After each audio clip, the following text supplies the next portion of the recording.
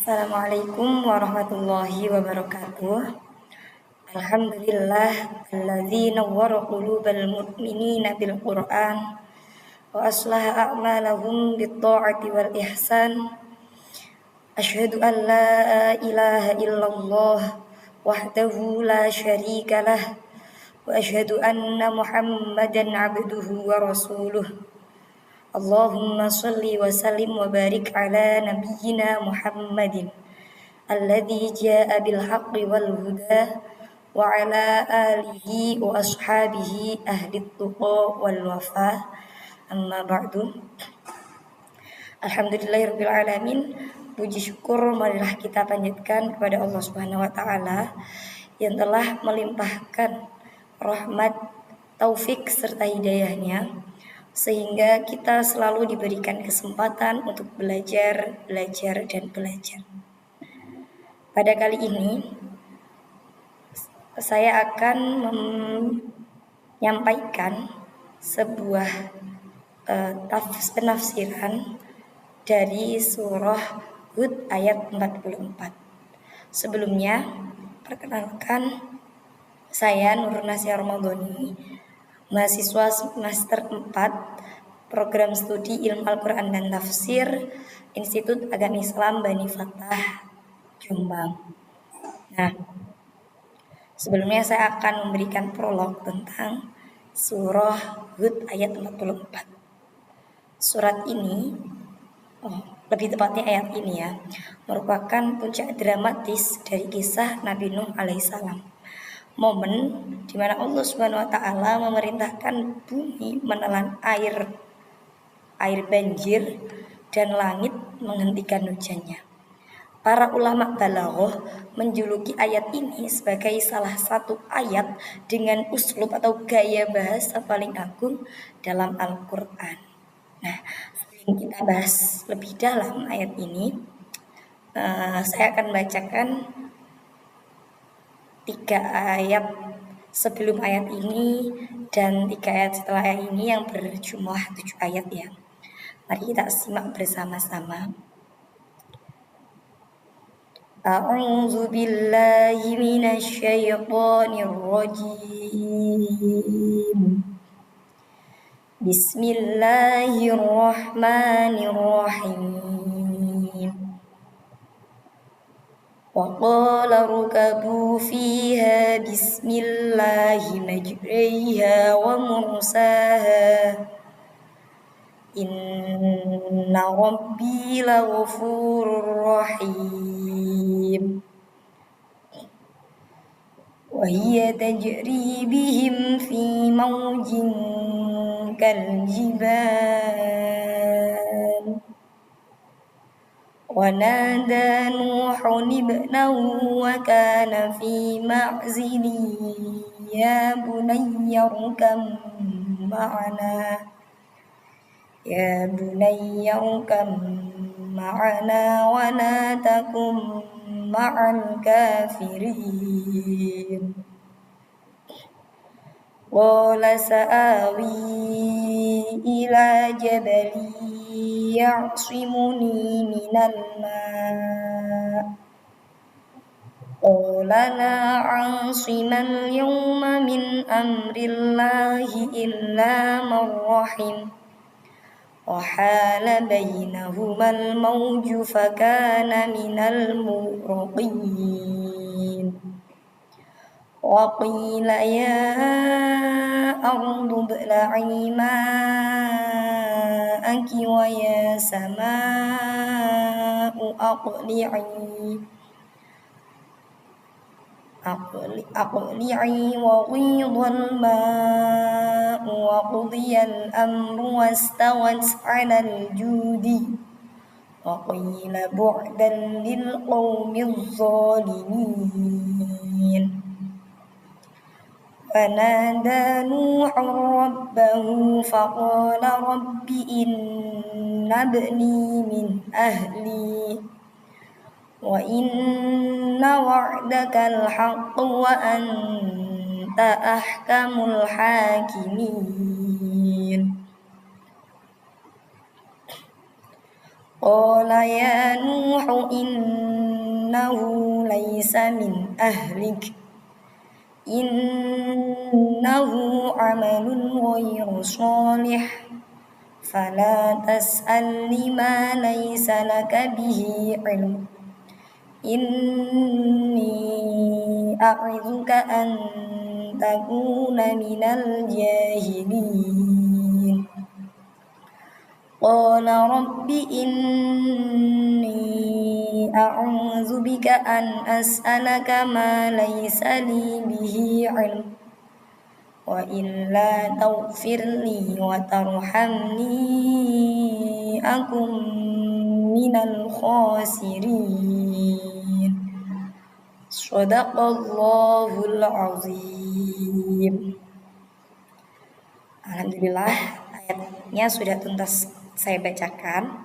Sekarang saya akan bacakan terjemah per lafadz dari 7 ayat ini. Oh, bukan per lafadz, per ayat dari 7 ayat ini. Yang pertama, ayat ke-41 yang berbunyi wa qala rkabu fiha bismillahi majriha wa mursaha inna rabbi laghafurur rahim.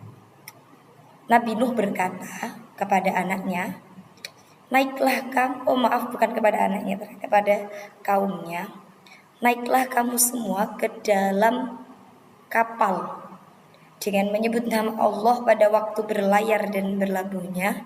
Sesungguhnya Tuhanku benar-benar Maha Pengampun lagi Maha Penyayang. Yang kedua, ayat ke-42. Wa hiya tajri bihim fi maujin kal jibal. Kapal pun berlayar membawa mereka dalam gelombang laksana gunung-gunung. Wa nada Nuhun ibnahu wa kana fi ma'zili ya bunayya arkam ma'na wa la takum ma'al kafirin. Kemudian beliau memanggil anaknya sedang sang anak berada di tempat yang jauh terpencil. Beliau berkata, wahai anakku, naiklah ke kapal bersama kami dan janganlah engkau bersama orang-orang kafir. Namun sang anak menjawab, qala sa'awi ila jabali ya'simuni minal ma'. Aku akan berlindung ke gunung yang dapat menyelamatkanku dari air banjir. Kemudian Nabi Nuh berkata, qala la 'asimal yawma min amrillahi illa man rahim wa hala bainahumal mawju fakana minal mughraqin. Tidak ada penyelamat pada hari ini dari ketetapan Allah kecuali siapa yang dirahmati oleh Allah. Kemudian gelombang pun menjadi penghalang antara beliau Nabi Nuh dan anaknya. Maka sang anak itu termasuk orang-orang yang ditenggelamkan. Ayat selanjutnya, wa qila ya ardu bala'i ma'aki wa ya sama wa aqli'i wa widul ma wa qudiyal amru wastawat 'alal judi wa qila bu'dal lil qaumidz zalimin. Ini adalah ayat yang akan kita fokuskan pembahasannya pada video kali ini. Nah, ayat ini artinya seperti ini. Difirmankan oleh Allah yang berfirman-Nya, wahai bumi, telanlah airmu, dan wahai langit, berhentilah mencurahkan hujan. Air pun disurutkan dan urusan pembinasaan para pendurhaka pun diselesaikan. Dan kapal pun berlabuh di atas gunung Judi. Kemudian dikatakan kebinasaanlah bagi kaum yang zalim. Ayat selanjutnya, ini percakapan Nabi Nuh kepada Allah. Wa nada Nuh rabbahu faqala rabbi inna bani min ahli wa inna wa'dakal haqqu wa anta ahkamul hakimin. Nabi Nuh memohon kepada Tuhannya seraya berkata, ya Tuhanku, sesungguhnya anakku adalah termasuk keluargaku, dan sesungguhnya janjimu itu pasti benar. Engkau adalah hakim yang paling adil. Kemudian Allah pun dawuh, qala ya Nuh innahu laisa min ahlik innahu amalun ghairu shalih fala tas'alni ma laisa laka bihi ilm. Kemudian Allah berfirman, wahai Nuh, sesungguhnya dia itu bukan termasuk keluargamu karena perbuatannya itu sungguh tidak baik. Oleh karena itu, janganlah engkau memohon kepadaku sesuatu yang tidak engkau ketahui hakikatnya. Inni a'udzuka an takuna minal jahilin. Sesungguhnya aku menasihatimu agar kau tidak termasuk orang-orang yang bodoh. Yang terakhir yang saya bacakan tadi, qala rabbi inni a'udzubika an as'alaka ma laisa li bihi ilm wa illa taghfirli wa tarhamni akum minal khosirin. Kemudian Nabi Nuh berkata, ya Allah, ya Tuhanku, sesungguhnya aku berlindung kepadamu untuk memohon sesuatu yang aku tidak mengetahui hakikatnya. Kalau engkau tidak mengampuniku dan tidak menaruh belas kasihan kepadaku, niscaya aku termasuk orang-orang yang merugi. Nah, dari rangkaian 7 ayat ini kita melihat bahwa narasi ini bergerak dari yang pertama, kepanikan di atas kapal, di mana kepanikan saat Nabi Nuh mengajak kaumnya, terus terutama mengajak anaknya untuk ikut naik kapal. Kemudian klimaks dari cerita ini adalah pada ayat yang akan kita bahas, itu ayat ke-44 ya, di mana perintah Allah kepada langit untuk tidak menurunkan hujan, kepada bumi untuk menahan airnya. Kemudian yang terakhir dilanjutkan dengan dialog antara Nabi Nuh kepada Tuhannya Allah. Nah, ayat 44 yang akan kita bahas ini, yang sebagai puncak dari pembahasan kita kali ini berbentuk singkat lafadznya atau kalimatnya, namun padat dan penuh keagungan maknanya. Nah, oke, sekarang setelah kita bahas 7 ayat tadi, kita maknai, kita terjemahkan, sudah kita bacakan ayatnya 7 ayat tadi. Sekarang kita fokus makna perlafaz dari ayat ke-44 ya. Ayat ini langsung dari yang lafaz yang pertama, waqila. Waqila ini adalah fi'il madhi mabni majhul, kata kerja lampau atau pasif.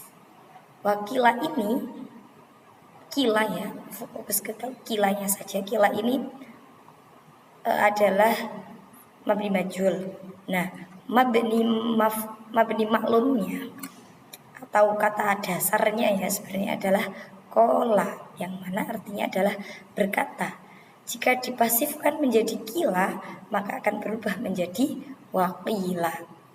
Nah, lafadz yang berbentuk pasif atau mabni majhul ini menunjukkan sesuatu yang dikatakan tanpa menyebut pelakunya secara eksplisit. Jadi kalau kola kan berkata, dia berkata. Biasanya kalau kola itu langsung disebutkan failnya, siapa yang berkata. Tapi kalau kila ini tidak menyebutkan pelaku secara eksplisit. Jadi terjemahannya hanya kila, dikatakan. Nah, penggunaan pasif di sini menciptakan keagungan dan misteri. Siapa yang berkata? Kan gitu ya. Kalau wakila dikatakan, kemudian kan kalau kita mendengarkan dikatakan bla bla bla bla gitu, kita bakalan mempertanyakan siapa yang mengatakan ya. Di sini jawabannya jelas Allah Subhanahu wa taala yang mengatakan. Nah, penyembunyian fa'il di sini justru memperbesar wibawa perintah tersebut. Jadi tanpa disebutkan siapa yang memerintah itu tambah memperlihatkan bahwa ini adalah perintah yang agung. Ya, yang selanjutnya lafaz ibla'i. Waqila ya ardu bla'i. Ibla'i di sini adalah fi'il amar. Fi'il amar yang memerintahkan kepada suatu objek yang muannas. Maka di sini ada penambahan ya mutakalim wahdah. Ketika hanya muzakkar kan ibla gitu nggih fi'il amarnya. Tapi ketika yang diperintahkan adalah suatu yang menunjukkan perempuan, maka perintahnya menggunakan ibla'i. Ibla'i ini berasal dari akar kata bala'a, yang artinya itu menelan, meresap ke dalam. Ini biasanya digunakan untuk makhluk hidup yang menelan sesuatu. Tuh, kayak manusia menelan obat, manusia menelan makanannya. Kan wajar ya, karena menelan itu biasanya dilakukan oleh sesuatu atau ya sesuatu yang bisa yang hidup gitu ya. Lah sedangkan ibla'i ini perintah kepada bumi.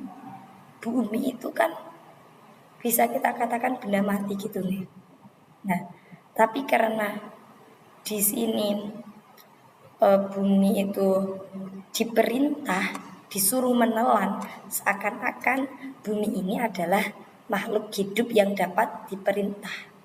Ini namanya personifikasi dalam bahasa Indonesia. Jadi ini menunjukkan bahwa perintah langsung yang menegaskan kekuasaan mutlak Allah Subhanahu wa taala. Selanjutnya lafadz ma'aki. Di sini ada kalimat isim digabung dengan dhamir. Ma'un berupa isim mufrad terus ditambahkan dengan dhamir ki, dhamir muannas khutbah. Nah, maksudnya di sini tuh gimana gini? Ma'aki, air yang kamu miliki, kamu ini maksudnya kan bumi. Nah, penambahan dhamir ki ini memperkuat personifikasi bumi. Tadi yang pertama kan bumi diperintah wa qila ya ardu ibla'i. Ibla'i itu kan menunjukkan bahwa seolah-olah bumi itu adalah makhluk hidup. Terus di sini tambahi ma'aki, airmu, seolah-olah bumi memiliki air. Kan kepemilikan itu biasanya identik dengan makhluk hidup. Jadi ini memperkuat personifikasinya bumi. Selanjutnya lafadz aqli'in. Ini juga fi'il amar yang diperintahkannya juga untuk sesuatu yang muannas. Secara harfiah, aqli'i ini berarti mencabut diri dari sesuatu. Maksudnya ini kiasan dari menghentikan curah hujan, biar langit itu tidak menurunkan hujan.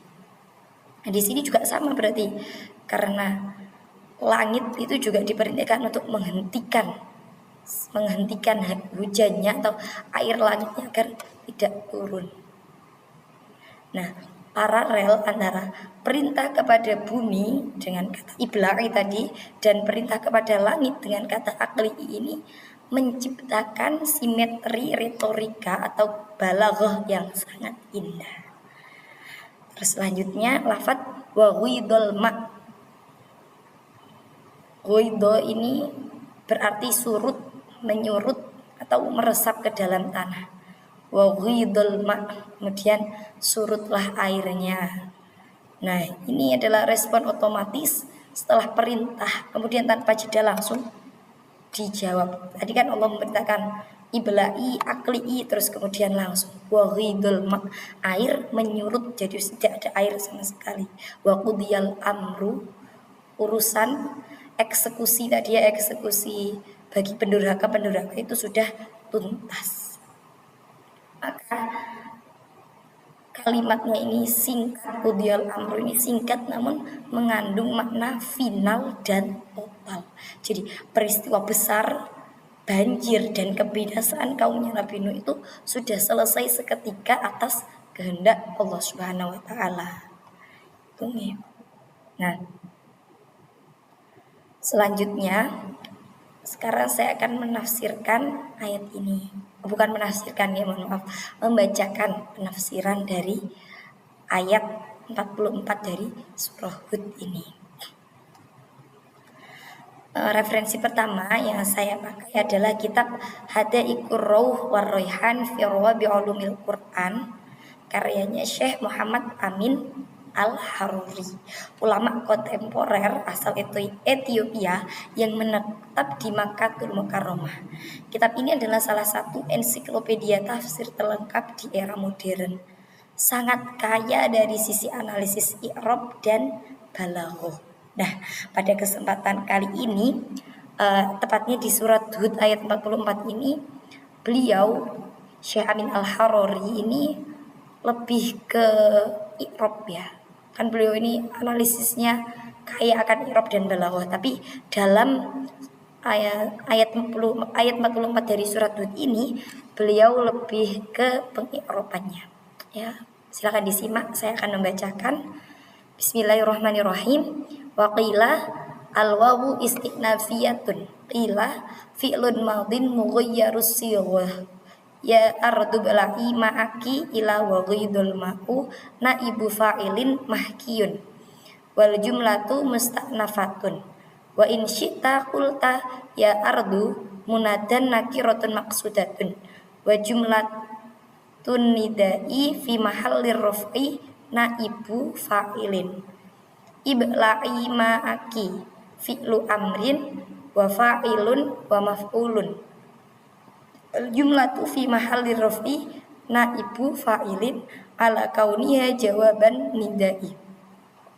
Wa yasama'u munadan nakiratun maqsudatun ma'tufun ala qawlihi ya ardu.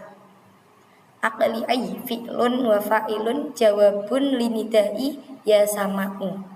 Wa ghidul ma'u fi'lun wa naibu fa'ilin ma'tufun ala waqila. Wa qudiyal amru fi'lun wa naibu fa'ilin ma'tufun ala wa ghidu. Wastawat fi'lun madin wa fa'iluhu domirun ya'udu ala fulki bimaknas safinah. Wal jumlatu maktufatun ala jumlati udiya. Kemudian alal judi muta'alliqun bistawat wa qila fi'lun madin mughayyirus sighah bu'dal lil qaumi dzalimin naibu fa'ilin mahkiyun. Wal jumlatu maktufatun ala wa qila al awal. Wa in syi'ta qulta bu'dan maf'ulun mutlaqun li fi'li mahdzufin taqdiruhu ab'ada bu'dan wa fa'iluhu dhamirun ya'udu 'ala Allah. Lil qaumi muta'alliqun bil fi'li al mahzufi. Az-zalimina sifatun lil qaumi. Nah, dalam mengkaji ayat 44 surat Hud ini, Syekh Al-Harori membuka dengan menjelaskan bahwa huruf wawu pada waqila adalah wawu istinafiyah, wawu yang menandai babak baru yang berdiri sendiri. Ini bukan sambungan biasa, melainkan pengumuman atas peristiwa yang berbeda levelnya dari apa yang sebelumnya. Beliau lalu menjelaskan bahwa kalimat ya ardu bala'i ma'aki seluruhnya ini berkedudukan sebagai naibul fa'il dari lafadz kila. Dikutip langsung seperti rekaman perintah ilahi. Adapun ya ardu dan ya sama'u keduanya adalah munada nakiroh maqsudah, bentuk seruan kepada sesuatu yang spesifik dan langsung dituju. Kan ya sama'u, wahai langit, langsung, yaitu langit yang dituju. Ya ardu, ya bumi yang ada di daerahnya Nabi Nuh itu. Nah, yang sangat menarik adalah catatan beliau tentang bu'dal lil qaumid dzalimin di ayat ini. Nah, Syekh Amin Al-Harori menyebut dua kemungkinan i'rab. Pertama, sebagai naibul fa'il mahki dari waqila yang kedua. Yang kedua, sebagai maf'ul mutlak dari fi'il mahdzuf. Artinya, ini seolah-olah lafadznya ab'adahumullah bu'dan lil qaumid dzalimin. Jadi Allah menjauhkan mereka dengan sejauh-jauhnya. Nah, pilihan kedua ini memperkuat bahwa bu'dan bukan sekedar pernyataan, melainkan doa kebinasaan yang telah terkabul. Selanjutnya, ini tadi referensi pertama dari tafsir Hadaiqur Rauh war Raihan karyanya Syekh Amin Al-Harori. Selanjutnya sekarang penafsiran dari pakar tafsir Indonesia Profesor Muhammad Quraish Shihab. Nah, dan beliau dalam tafsir Al-Misbah, pesan, kesan, dan keserasian Al-Quran, beliau ini terkenal dengan tafsir kontemporer yang dikenal dengan pendekatan adabi ijtimai atau sosial, adab bersosial, memadukan analisis kebahasaan dengan konteks sosial dan keilmuan modern. Nah, Quraisyab ini secara khusus menggarisbawahi kehebatan stylistikanya ayat ini. Beliau mencatat bahwa dalam bahasa Arab klasik maupun modern tidak ada kalimat sepadat dan seindah ayat 44 ini yang mampu menggambarkan peristiwa kosmis sebesar kiamat kecil itu hanya dalam satu tarikan nafas. Ayatnya sangat singkat, tapi maknanya atau gambaran kejadian yang sebenarnya itu sangat-sangat besar dan sangat-sangat menakjubkan, membuat gemetar gitu ya. Nah, dalam analisis koherensi surah atau munasabah, Profesor Quraish Shihab menjelaskan bahwa ayat ke-44 adalah puncak dari narasi panjang kisah Nabi Nuh yang dimulai dari ayat 25. Struktur narasinya sengaja membangun ketegangan dari penolakan kaum Nuh, proses pembuatan kapal hingga air banjir agar klimaks di ayat 44 ini terasa sangat-sangat dahsyat. Beliau juga menyoroti dimensi teologis. Perintah Allah kepada bumi dan langit bukan berarti keduanya benar-benar mendengar secara fisik, melainkan bahwa seluruh alam semesta ini tunduk total kepada kehendak Allah. Ini relevan dengan konsep Islam dalam arti luas itu berserah diri atau tawakal. Semua itu pasrah, semua itu manut kepada Allah Subhanahu wa taala. Nah, selanjutnya sekarang masuk ke analisis stylistika. Nah,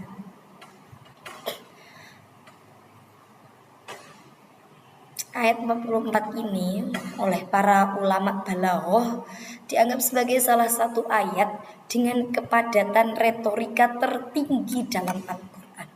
Setidaknya ada 5 keistimewaan gaya bahasa yang bisa kita identifikasi. Yang pertama adalah iltifat atau perpindahan persona, taksis gitu ya. Bumi dan langit, ardun dan sama diperlakukan sebagai makhluk hidup yang bisa mendengar dan mematuhi perintah. Ini kalau dalam bahasa Indonesia ada namanya majas personifikasi, membuat seolah-olah benda yang mati seolah-olah hidup.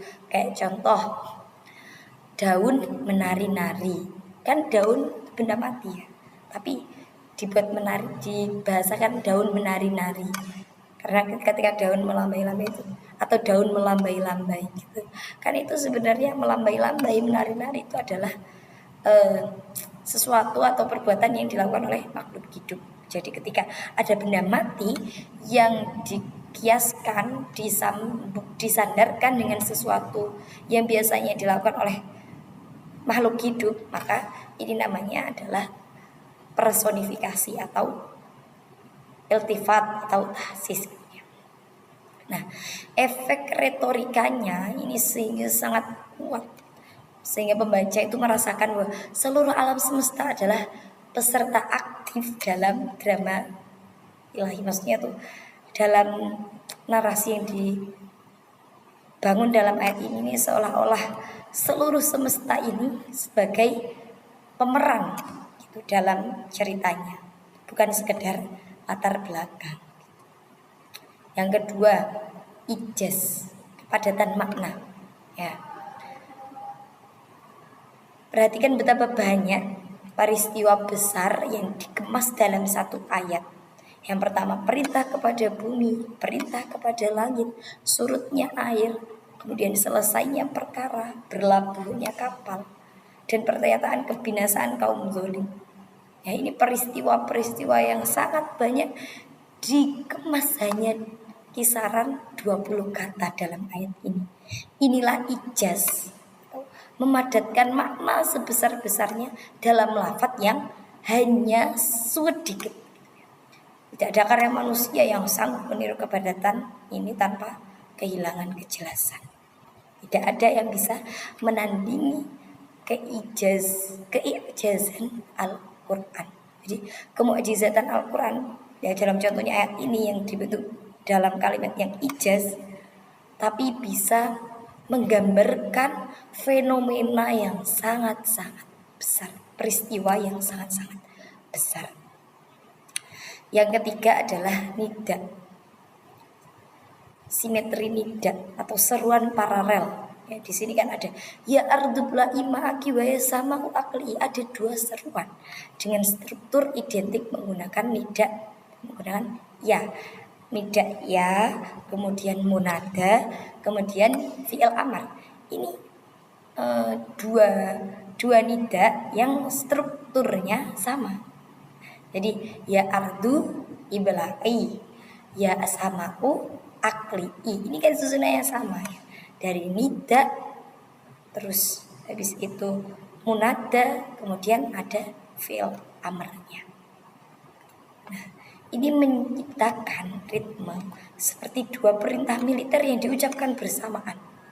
Langit dan bumi sebagai dua kekuatan alam besar sama-sama tunduk dalam satu hitungan. Sekali Allah memerintahkan, wahai langit ibla'i, maaf salahnya, ya ardu ibla'i wa ya sama'u akli'i. Seketika langsung wahidul, airnya surut dalam hitungan detik, langsung seketika. Kemudian selanjutnya penggunaan fi'il yang mabni majhul secara berulang. Nah, dalam satu ayat kita menemukan 3 kali penggunaan fi'il yang mabni majhul. Yang pertama waqila, waghida, sama waqudiya. Ini ketiganya ini menggunakan fi'il yang mabni majhul, fi'il madhi yang mabni majhul. Nah, pengulangan pasif ya, fi'il yang berbentuk pasif ini bukan kekurangan. Ini adalah gaya bahasa yang disengaja, di mana fa'il atau pelaku yang tidak disebutkan justru memperbesar kesan bahwa ada kekuatan maha besar yang bekerja di balik semua kejadian itu. Siapa lagi kalau bukan Allah Subhanahu wa taala. Yang kelima, ayat ini ditutup dengan waqila bu'dal lil qaumid dzalimin. Ini langsung membuat statement ya. Sebuah pernyataan moral yang berfungsi sebagai cap atas keseluruhan peristiwa. Stempel penutup dari segala peristiwa yang sudah diceritakan di awal-awal ayatnya itu tadi. Jadi kata dan yang bermakna jauh atau binasa ini adalah kata yang sangat keras dan final.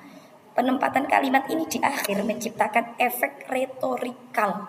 Setelah alam semesta bergerak, setelah bahtera berlabuh dengan selamat, kesimpulannya adalah satu: kezaliman selalu berakhir dengan kebinasaan.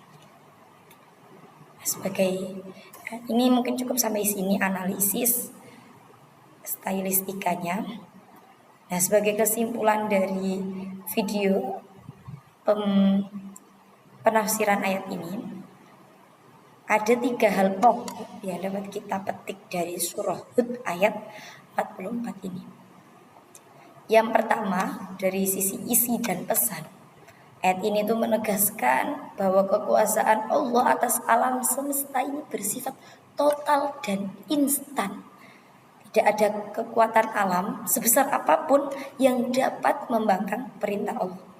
Kita tahu bumi sebesar ini, langit sebesar itu, semuanya tunduk seketika kepada Allah. Ini menunjukkan betapa besarnya kekuasaan Allah Subhanahu wa taala. Yang kedua, dari sisi tafsir. Nah, sisi penafsiran dari Syekh Amin Al-Haruri dalam kitabnya Hadaiqur Rawh wa Rayhan, beliau ini fokus pada analisis bahasa. Lebih tepatnya pada ayat ini beliau fokus ke pengi'raban. Namun Profesor Quraish Shihab dalam tafsir Al-Misbahnya lebih menonjolkan kebahasaan beserta kosmologisnya. Nah, kedua pendekatan ini akhirnya saling melengkapi. Yang ketiga, dari sisi stylistikanya, ayat ini adalah mahakarya balaghah. Karya balaghah yang sangat-sangat luar biasa. Mulai dari personifikasi atau taksis tadi, ijaz, simetri nida, kemudian berulangnya fiil pasif atau fiil madhi mabni majhulnya, kemudian moral statement di akhir tadi ya, dalil qunut zalimin itu tadi yang menambah keistimewaan retorika ayat ini sehingga tidak bisa tertanding.